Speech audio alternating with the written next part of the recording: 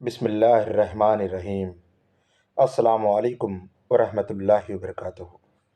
نصیب کیسا بھی ہو، نماز اور قرآن سے مدد لے کر اللہ سے جو مانگو وہ ضرور ملتا ہے۔ میرا اللہ دیر تو کرتا ہے مگر کبھی مایوس نہیں کرتا۔ جو شخص رات بھر بیمار رہا اور صبر کر کے اللہ تعالیٰ کی رضا کا طالب رہا ہو تو وہ شخص گناہوں سے ایسے پاک ہو جائے گا جیسے کہ اپنی پیدائش کے وقت تھا۔ اللہ سے دعا ہے جیسے جیسے سورج نکلتا جائے آپ کی خوشیوں میں اضافہ ہوتا جائے، اور جیسے سورج ڈھلتا جائے آپ کا ہر دکھ مٹاتا جائے۔ تنگ دماغ لوگوں کے ساتھ مسئلہ یہ ہوتا ہے کہ ان کا منہ ہمیشہ کھلا رہتا ہے۔ پرانے لوگ سمجھدار تھے، تعلقات سنبھالتے تھے، پھر لوگ پریکٹیکل ہو گئے، تعلق سے فائدہ نکالنے لگے۔ اب لوگ پروفیشنل ہیں، فائدہ ہو تو تعلق رکھتے ہیں۔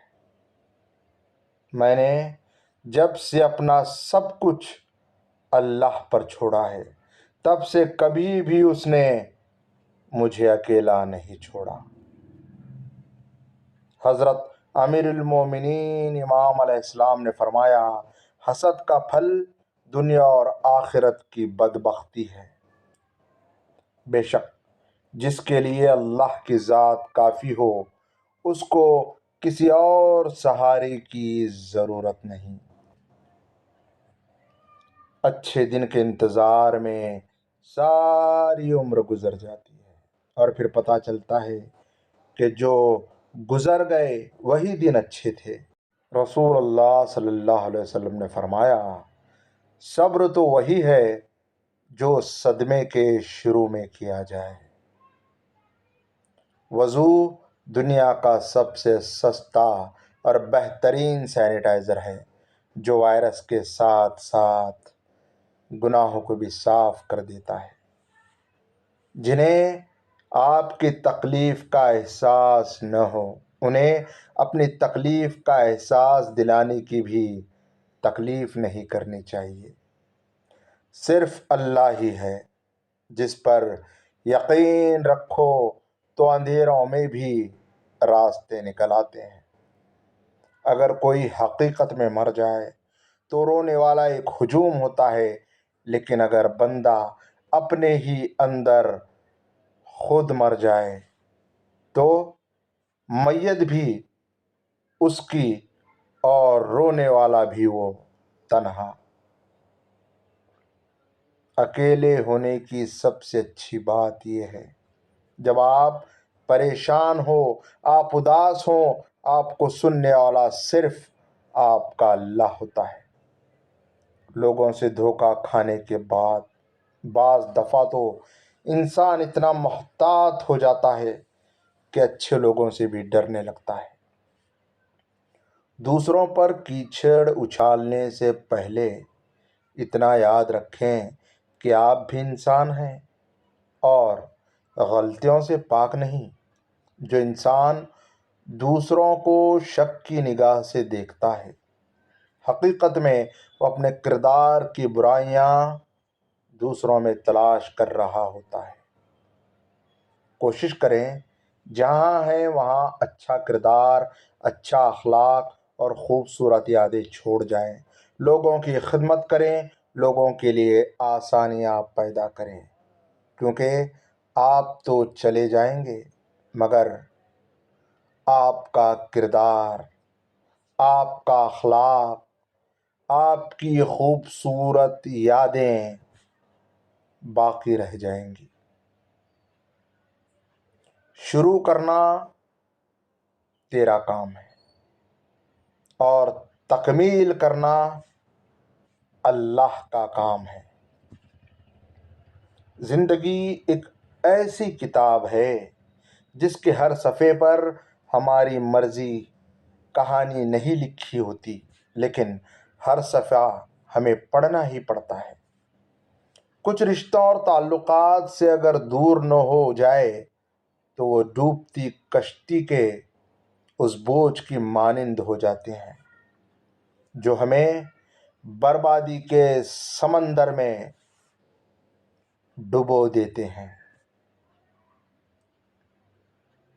ابھی ایسے الفاظ ایجاد نہیں ہوئے جو احساس کو بیان کر سکیں۔ احساس کی دنیا الفاظ کی دنیا سے بہت آگے ہے۔ سخت سے سخت الفاظ بولتے وقت ہمیں یہ یاد نہیں رہتا کہ سننے والے کو یہ الفاظ کب تک یاد رہیں گے، اس لیے سنبھل کر بولا کیجیے۔ دونوں صورتیں یقین کی ہیں۔ کوئی اللہ کے لیے سب چھوڑ دیتا ہے اور کوئی اللہ پہ ہی سب چھوڑ دیتا ہے۔ جب اپنوں کے درمیان بیٹھے ہوئے آنکھیں پانی سے بھر جائیں، منہ چھپا کر آنسو صاف کرنے پڑیں اور چہرے پر زبردستی کی مسکراہٹ سجانی پڑے، تب زندگی سے زیادہ بے رحم کچھ نہیں لگتا۔ جو پھول تم کسی دوسرے کے راستے میں اگاتے ہو، یقیناً وہ کسی دن تمہارے راستے میں کھلیں گے۔ پس عمل کرو کہ یہی کافی ہے کہ اللہ بہت کریم ہے، وہ تمہارے عمل کو دیکھتا ہے اور تمہیں اسی کے مطابق اچھا بدلہ دیتا ہے۔ جس کے ہاتھ میں قرآن ہو، زبان پہ اللہ کا کلام ہو، وہ کبھی بھی بے سکون نہیں ہو سکتا اور نہ اس کے ہاتھ کبھی خالی ہو سکتے ہیں۔ سو تم مجھے یاد کرو، میں تمہیں یاد کروں گا۔ سورہ بقرہ۔ بے شک دنیا و آخرت کی کامیابی کا راز قرآن کی تلاوت ہے۔ روزانہ قرآن شریف کی تلاوت کریں۔ دو چیزیں آپ کی شخصیت کی وضاحت کرتی ہیں۔ آپ کا صبر جب آپ کے پاس کچھ نہ ہو، اور آپ کا رویہ جب آپ کے پاس سب کچھ ہو۔